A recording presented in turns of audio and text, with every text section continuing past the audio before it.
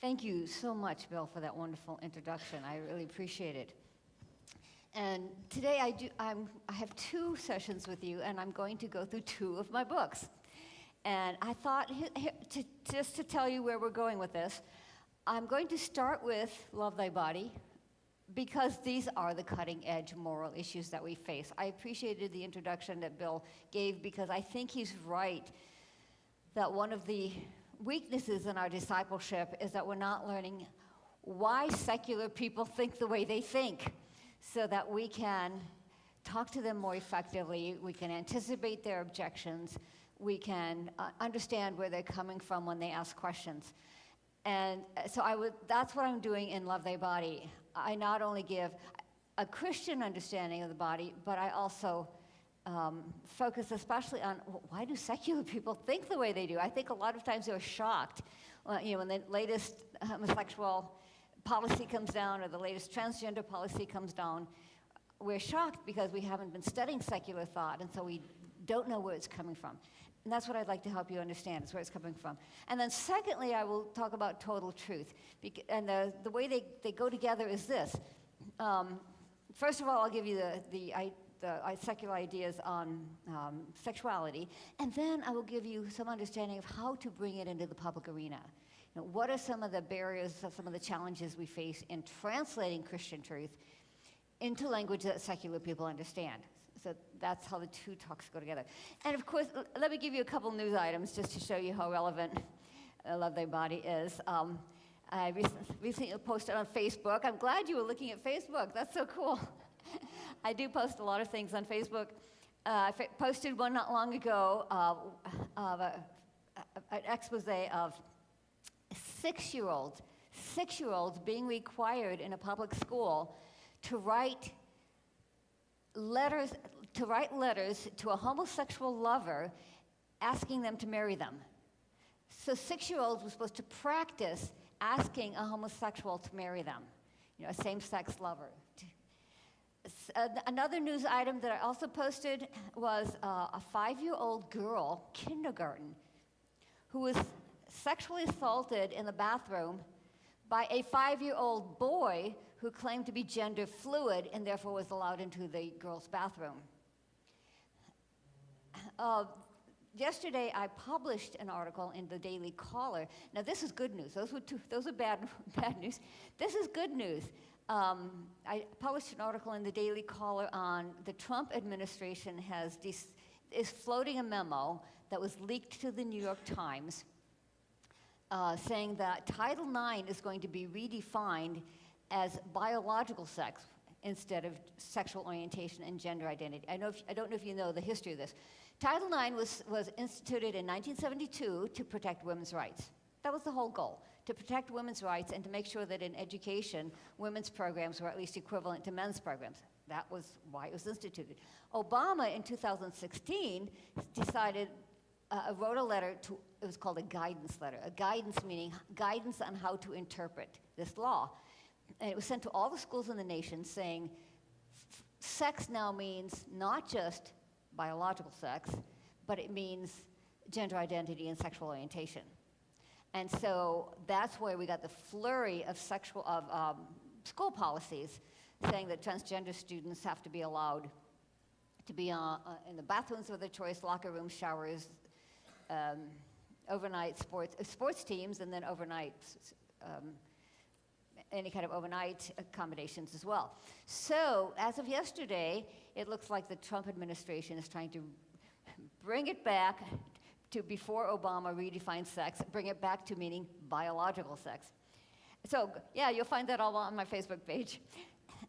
The reason I wrote Love Thy Body is that today people are not asking so much, is Christianity true? They're asking, why are Christians such bigots? And that message is coming all the way down from the Supreme Court. Listen to what the court said when it struck down the Defense of Marriage Act. This was a federal law recognizing marriage as between a man and a woman. And the court struck it down, saying, the court engaged in a bit of mind reading, and accused the law's supporters of being motivated by animus, which means hatred or hostility. Their purpose was to disparage, injure, degrade, demean, humiliate, and harm people in same-sex marriages, to brand them as unworthy, to impose a disadvantage, a stigma, to deny them equal dignity.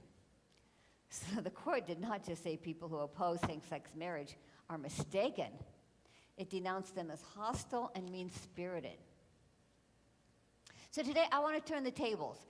I'm going to show that in reality we can make the case that it's the liberal secular ethic that is deeply dehumanizing and undercuts human dignity. And this is easiest to see if we just jump right in with an example. Let's start with abortion. A few years ago, an article appeared by a British broadcaster who said she had always been proudly pro-choice until she became pregnant with her own baby. And then she began to struggle. She writes, "I was calling the life inside me a baby because I wanted it. Yet if I hadn't wanted it, I would think of it as just a group of cells that it was okay to kill. That didn't make sense. A fetus doesn't become a baby just because somebody wants it." So she began to research the subject. Being a broadcaster, she actually even produced a documentary on the subject. And after several months, she reached this conclusion. She said, "In the end, I have to agree that life begins at conception. But perhaps the fact of life is not what's important. It's whether that life has grown enough to start becoming a person." So what's happened here to the concept of the human being? It's been split in two, right? If you can be human life at one point, but not a person until sometime later, then clearly these are two separate, different things. So this is a radically fractured, fragmented view of what it means to be a human being. In fact, philosophers sometimes illustrate it. I'm sorry, that's popping a little. I'll try to adjust it. Philosophers illustrate it with metaphor of two stories in a building. And if you have read Schaeffer, you recognize this. Right? This is his little diagram.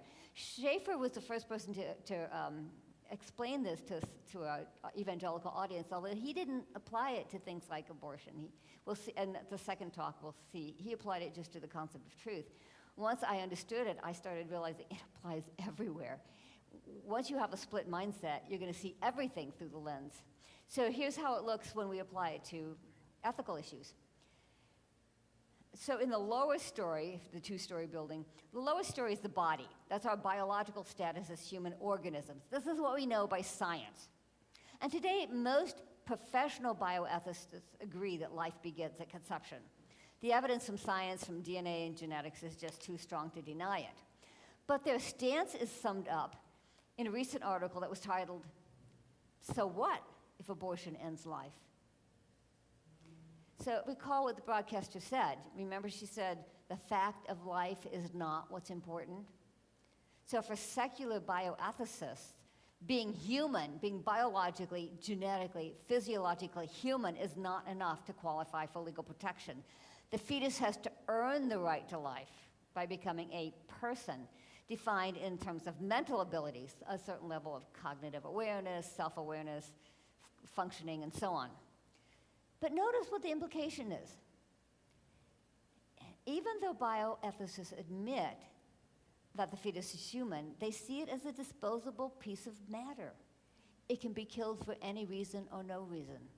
It can be used for research and experiments, tinkered with genetically, picked through for sellable body parts, like Planned Parenthood does, and then tossed out with the other medical waste. In other words, being human is not enough for human rights. This is actually called personhood theory. What's the most obvious problem with it? If you separate personhood from being biologically human, then how do you define it? How do you define it? And when does it start? Every bioethicist offers a different answer. Some identify a point before birth, some say after birth. Peter Singer, who's a bioethicist at Princeton University, says, even at 3 years of age, that's still a gray area. It's still a gray area, 3 years of age. So after all, how much cognitive functioning does a toddler have? In fact, several months ago, there was an article that appeared in the Journal of Medical Ethics by two philosophers arguing for what they called after-birth abortion. What do they mean by that? Infanticide, right? Killing newborns. But look at their reasoning. They argue that, oh, sorry. I forgot I had this slide. Okay, there's another slide of it. They argue that merely being human is not in itself a reason for ascribing to someone a right to life. And since non-persons have no moral rights to life, there is no reason for banning after-birth abortions. So once again, being human is not enough for human rights. The lesson is that when you separate the concept of personhood from biology, it becomes arbitrary, it becomes subjective. There's no objective criteria. And as a result, every bioethicist draws the line at a different place, depending on their own private views and values, their own personal preferences. And when their view is codified into law, their private values are imposed on everyone else. Or even their own religion. Listen to Yale professor Paul Bloom. He was writing about abortion in the New York Times, and he said, the question of abortion is not really about life in any biological sense. It is instead asking about the magical moment at which a cluster of cells becomes more than a mere physical thing. It is a question about the soul. So who's injecting religion into politics? Conservatives are accused of injecting religion, but this is a religious point of view. And what we're seeing is that supporters of abortion have lost the argument on the scientific level. And so they've shifted to a non-scientific, non-empirical concept of personhood. So science is on our side in this issue, and it's time for us to turn the tables. When personhood is rooted in biology, then we have a marker of human status that's objective, empirically testable, universally detectable, something we can identify scientifically. And that's why to be pro-science is to be pro-life. So what about euthanasia? Again, the driving force here is personhood theory. What was the most high-profile euthanasia case in recent history? You know, my students no longer know this. I have to explain it to them. Terri Schiavo. The media presented it as a right to die case, but Terri was not dying. She was not terminally ill. So that's not really what was at stake. The core came out in a television program, where Wesley Smith was asked, a bioethicist, asked, do you think Terri is a person? And the bioethicist from the University of Florida said, no, I do not. I think having an awareness is an essential criterion for personhood. So according to personhood theory, if you are mentally disabled, if you have lost a certain level of cognitive functioning, then you are no longer a person, even though you're obviously still human. And at that point, many bioethicists say, you are only a body, and you can be unplugged, your treatment withheld, your food and water discontinued, your organs harvested. I was once invited to appear on an NPR program in San Francisco, and I thought that might be a challenging audience. And in fact, I was promptly disinvited. After I said, the case for abortion and euthanasia is exclusive. It says some people don't measure up. They don't make the cut. They don't qualify for the status of personhood. It's the pro-life view that's inclusive. It says if you're a member of the human race, you're in. You count. Every human is a person.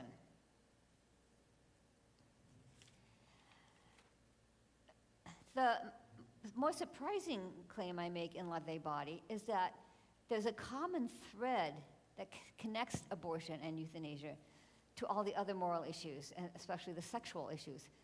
They all rest on a secular view that separates the person from the body from the person. Consider the hookup culture. It rests on the assumption that sex can be purely physical, cut off from the whole person, without any hint of love or commitment. Young people know the script all too well, even if they don't like it much. In my book, Love Thy Body, I include several poignant quotes from college students, like Alicia, who says, "Hookups are very scripted. You learn to turn everything off except your body. You make yourself emotionally invulnerable." A college student interviewed by Rolling Stone magazine said, "The mistake people make is they assume that there are two very distinct elements in a relationship, one emotional and one sexual, and they pretend that there are clean lines between them."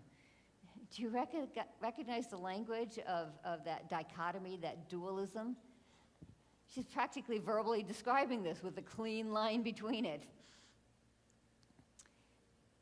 Critics of the hookup culture often say it gives sex too much importance.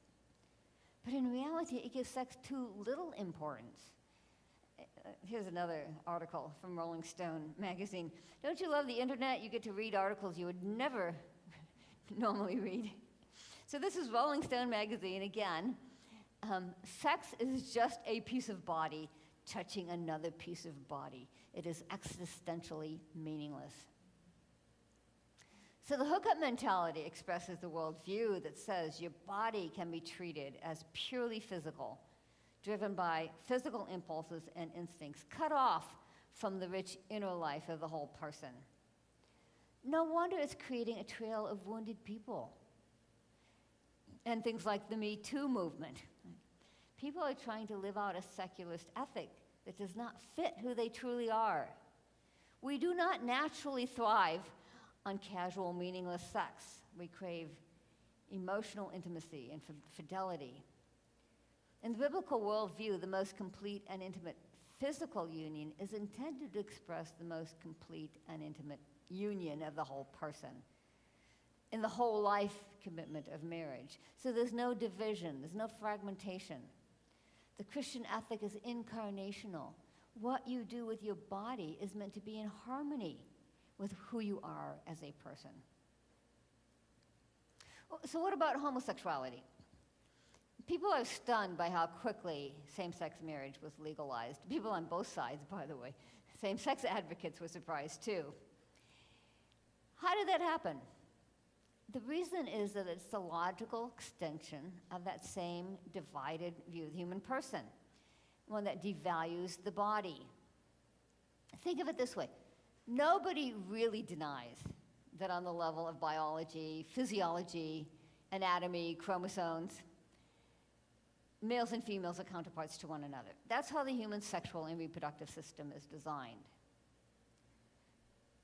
To embrace a same-sex identity, then, is to implicitly contradict that design. It's to say, why should the structure of my body have any say in inform my identity? Why should my biological sex as male or female have any say in my moral choices? We have to help people see that this is a profoundly disrespectful view of the body.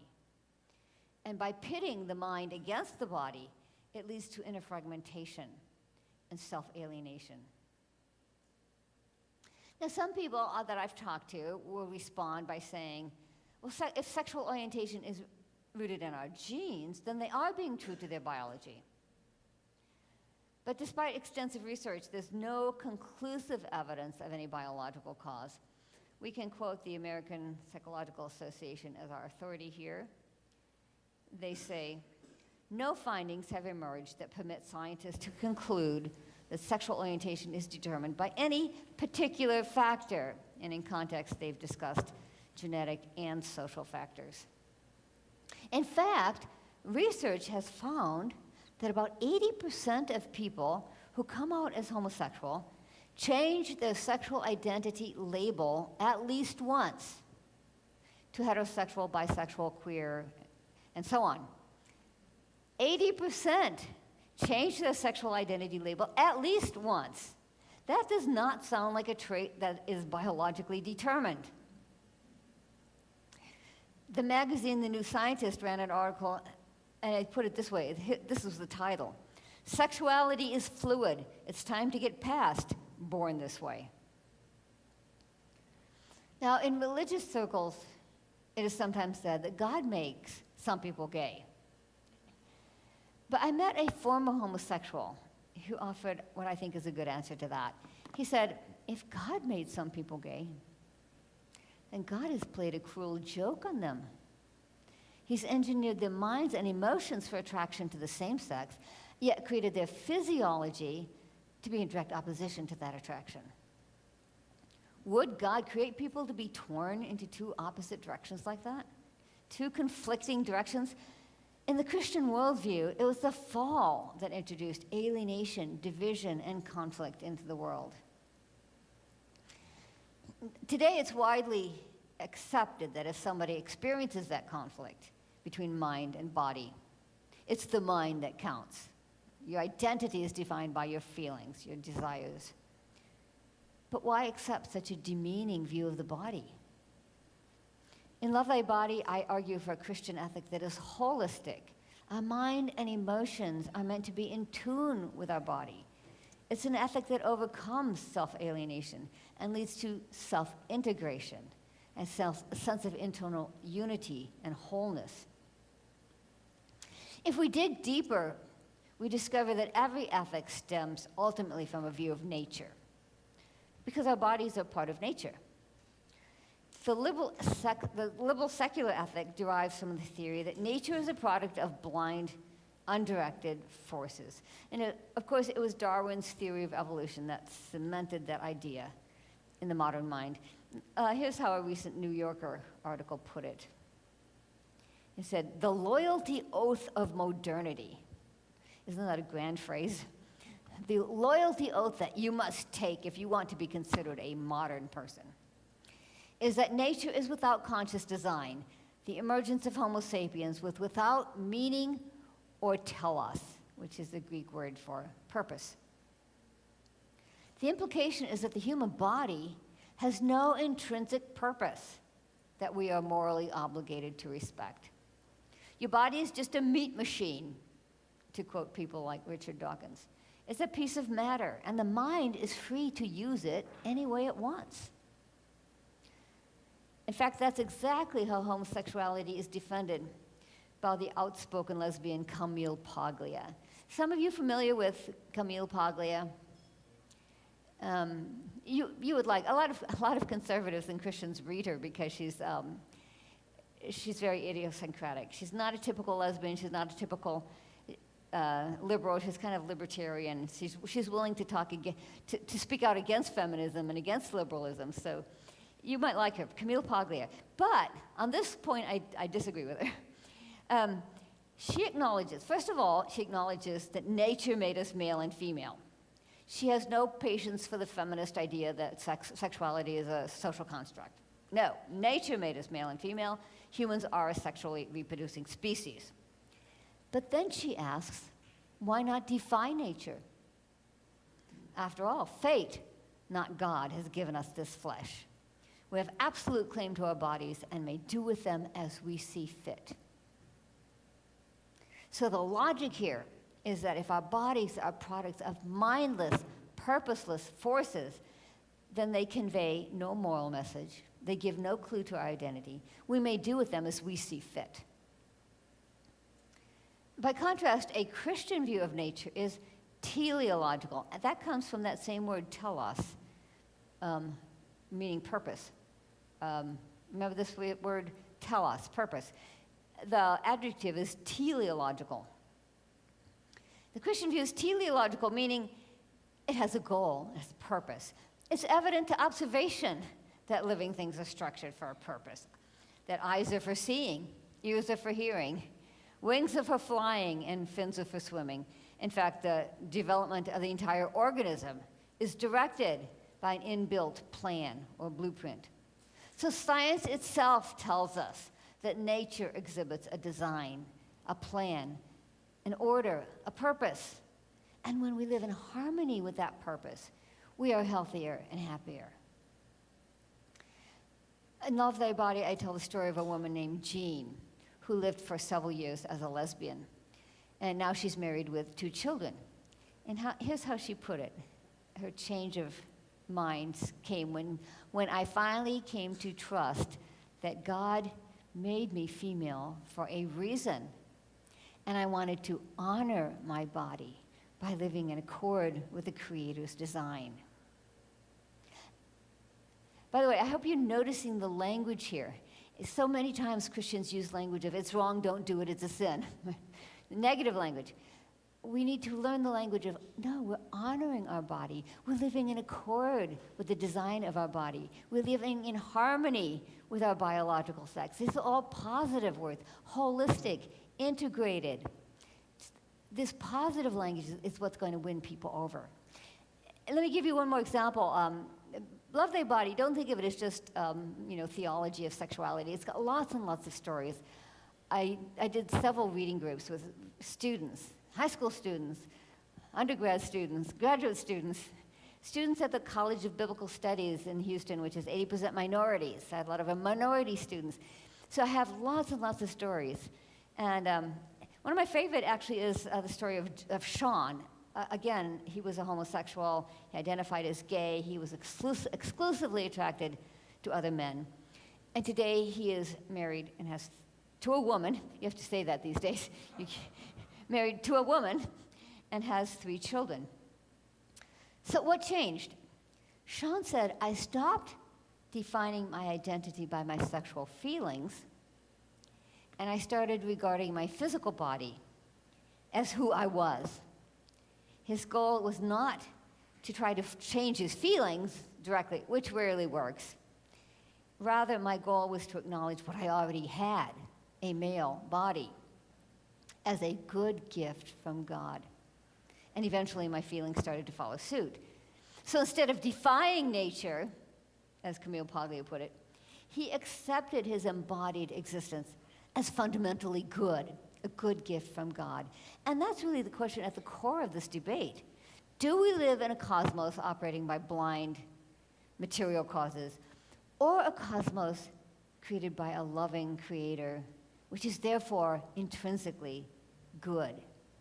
Do we treat our bodies as something that is good, that should inform our identity, that should have a say in our moral choices? Okay, if same-sex marriage happened fast, the transgender movement is happening even faster, right? They learned their lessons, and so they hit the ground running. And the reason it is working so well with secular people is that it rests on the same dehumanizing view of the body. In fact, trans activists argue explicitly that gender has nothing to do with biological sex. A BBC documentary says, at the heart of the debate is the idea that your mind can be at war with your body. And in that war is the mind that wins. Let me give you an example. This is the Fourth Circuit case. So this was a federal court. A girl who identified as a boy named Gigi demanded the right to use the boys' restroom.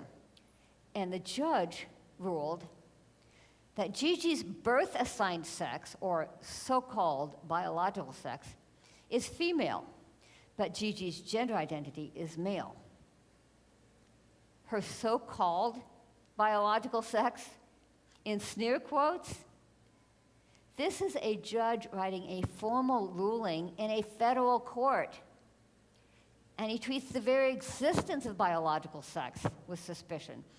Apparently, he thinks the facts of physiology, anatomy, chromosomes, and DNA are less real than a teenager's subjective feelings. By the way, the case went all the way to the Supreme Court, and it was going to be heard in a month. Under the guidelines issued by the Obama administration, trans activists were going to win. They knew it, and they were right. They were going to win. Just as Obergefell, the Supreme Court decision, imposed same-sex marriage on the entire country, this was going to be a case that would impose trans policies on the entire country. And it would have been very, very hard to reverse, as Supreme Court decisions are. A month before it reached the Supreme Court, Trump was elected, and he rescinded the Obama guidelines, and the case was remanded back to the Fourth Circuit. So we came within a hair's breadth of having a Supreme Court decision imposing transgender policies across the nation. I just want you to know that's how close we were. And of course, they're going to come back with another case.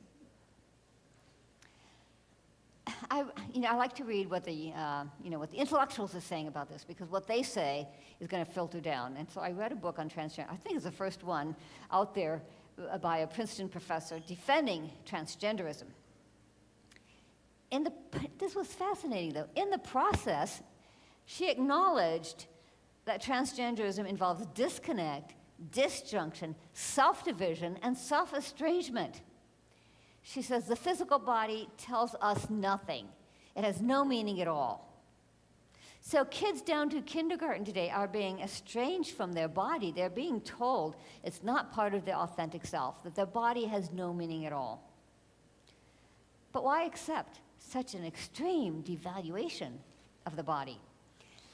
I recently read an interview with a 14-year-old girl. She had lived as a trans boy for 3 years, from age 11, and then had reclaimed her identity as a girl. And she said, the turning point came when I realized it's not conversion therapy to learn to love your body. And the interview came out after my book had already gone to print, but it would have been a great quote for a book titled Love Thy Body. From the mouth of babes, right? Or the mouth of teenagers, at least. There's a very popular TED Talk by cardiologist Paula Johnson, and she says every cell has a sex. Let me preface this by saying in my research, I was reading a trans forum, where trans people were writing in, and one of them said, why should you care about a little piece of flesh between your legs? Why should that inform your identity? And her answer is, it's not just a little piece of flesh between your legs. Every cell has a sex. And what that means is that men and women are different down to the cellular and molecular level. We are different across all our organs, from our brains to our hearts, our lungs, and our joints.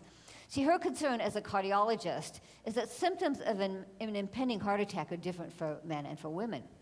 And so women were going to the doctors, and the doctors were not seeing the symptoms they were trained to see and sending them home, and then they would have a heart attack, because women's symptoms are different. And when her talk was posted on YouTube, you can go and look at it, there's dozens of comments underneath saying, oh, she's so transphobic. She didn't say anything about trans. She just said, every cell has a sex. And she was admitting that she was acknowledging the male-female binary. And finally, there was one wise person who answered, and she said, look, she's not being transphobic. She's just saying that no matter what your gender philosophy is, when you are ill and the doctors put you on the operating table, they need to know your original biological sex to give you the best medical care. The next movement on the horizon is a completely postmodern view of sexuality, that it's not rooted in anything objective, but is a purely social construction. And this, again, is being taught all the way down to kindergarten. This cartoon teaches students that there's no objective, no unified self.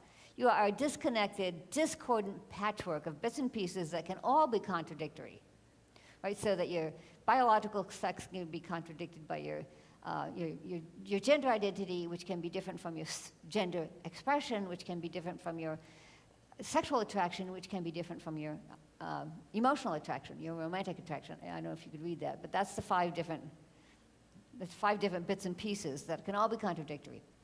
By the way, SOGI, I realized I didn't define that. That means sexual orientation and gender identity.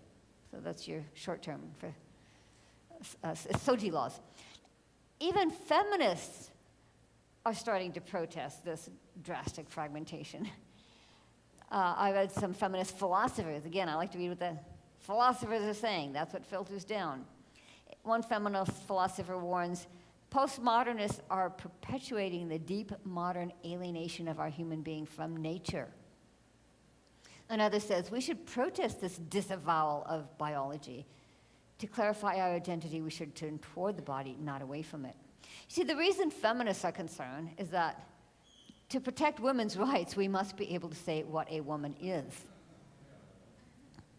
If the body itself is a social construct, as postmodernists say, then it becomes impossible to argue for rights based on the sheer fact of being female. We cannot legally protect a category of people if we cannot identify that category. And by the way, I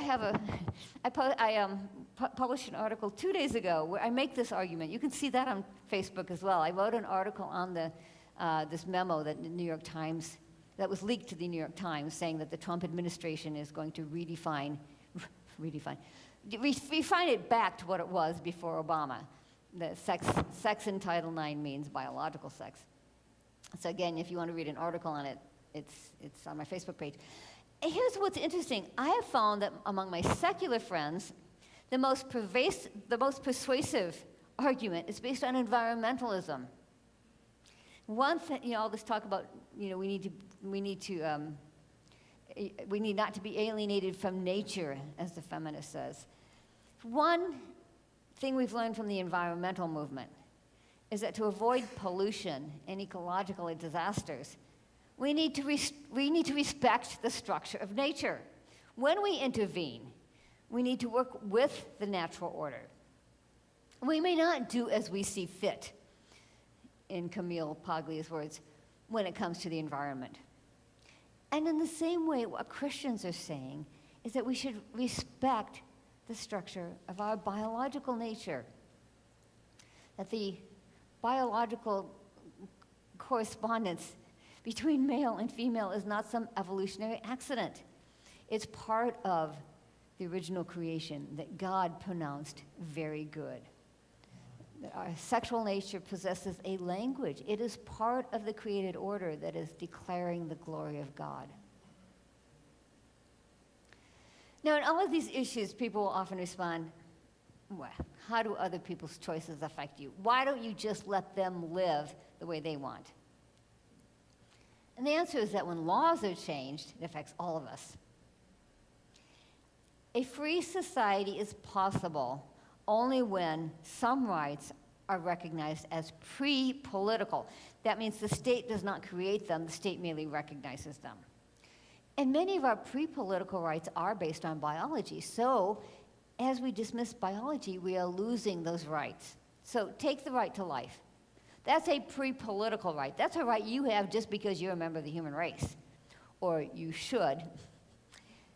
The only way the state could legalize abortion was to rule that some humans are not legal persons, which means the state has claimed authority to decide arbitrarily which humans have a right to live, based not on biology, but based on its own legal fiat, right?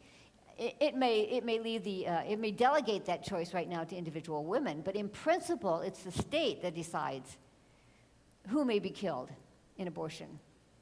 This was a huge power grab by the state. We haven't fully assimilated what this means. Marriage is a pre-political right. The state doesn't create marriage. The state merely recognizes it. It's based on the fact of sexual reproduction. But the only way the state could legalize same-sex marriage, the only way it could treat same-sex couples the same as opposite-sex couples, was to redefine marriage as a purely emotional commitment. And that's what the Supreme Court did in its Obergefell decision. The trouble is we have lots of emotional commitments. So the state has claimed the authority to define which relationships qualify as marriage, based not on biology, but only as its own say-so. In Obergefell, by the way, the defense argued that marriage has to do with biology. Sex can lead to children. Justice Kennedy dismissed that argument, said it has nothing to do with biology. The purpose of marriage is to protect the personhood of same-sex couples. So do you see that? There's a direct link to the personhood theory in abortion and euthanasia. Now, until recently, your gender followed metaphysically from your biological sex. Nobody thought there was a difference. But the only way the law can treat a trans woman, that's someone born male, the same as a biological woman, is to dismiss biology as irrelevant. And that's why public schools are telling teachers which pronouns they must use, regardless of the student's biological sex. And I've been reading same-sex advocates, especially lawyers. They say the next step is parenthood. Until now, who counts as a child's legal parents is based on biology, right? The state saw its role merely as recognizing this natural reality. This is called the presumption of parentage. And if you want to adopt, you have to go through a complex legal process that, in a sense, treats you the same as a biological parent. But in a same-sex couple, at least one parent is not biologically related to any child that they have. So the only way the state can treat same-sex parents the same, in other words, granting them the presumption of parenthood, is to redefine parenthood without regard to biology. Parenthood will be treated as something created by the state, which means you will be your child's parent only by permission of the state. And what the state gives, the state can take away. So human rights are no longer inalienable. Now, wait a minute, people often say. I get this a lot. The low view of the body in Western culture is not a product of secularism, it's a product of Christianity. There's a reason we have terms like puritanical. And I can see why some people might say that. One of my graduate students put it this way. Growing up in the church, I was always taught, spirit good, body bad. And by the way, I just got an email yesterday from the person who's translating Love Thy Body into Spanish. And he said, this is, in Latin America, this is endemic. He said, the body is treated as bad, the body is treated, he said, in Catholic churches we're taught the body will take you to hell, is how he put it. But the reason for that is that many Christians have lost touch with our own heritage. The early church was born into an ancient Greek and Roman culture that devalued the material world, just like modern secularism does, though for different reasons.